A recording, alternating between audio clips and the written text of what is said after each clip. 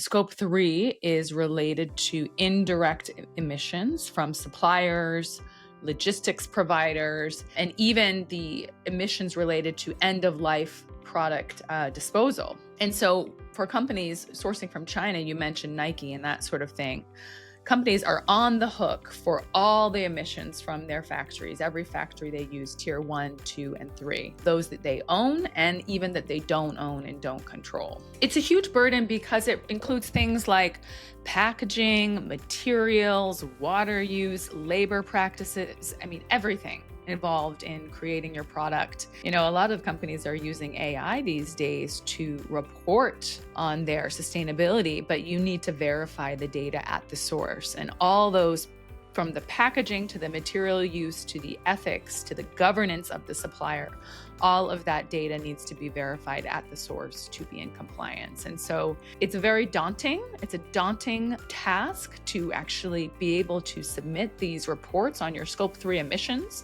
And again, EU is starting next year. It's going to be a requirement for large companies. And that is why I did think it was important to include this chapter, because even if the current administration is not too keen on ESG, who knows what's happening in the future? And I do think consumers are moving more towards sustainability long-term, and they will continue to demand CSR and ESG compliance, I think, So it's going to continue to be a big, important issue. I have no doubt that it's going to continue. It's a global thing. Again, it's not China related. Obviously, China is a big factor because China is a huge manufacturer. But, if you're going to buy in Vietnam, you're going to be confronted by the same. If you're going to buy in Mexico, you're going to be confronted by that. And the difference, I guess, with China is that if you're going to be compliant and you need to verify the data, you need to obtain it first, and that data has to be reliable.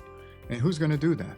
Sometimes in different markets, like in Europe, for example, you can do this at arm's length because you can rely on data that's available on the internet, etc. In China is unusually opaque about this kind of stuff, and so that's what I refer to about a burden, because it does require an additional supply chain, if you want, an additional sourcing management effort, which people may have overlooked in the past. And data, you're familiar with GIGO, garbage in, garbage out. If your data input is inaccurate, then your whole functionality doesn't work.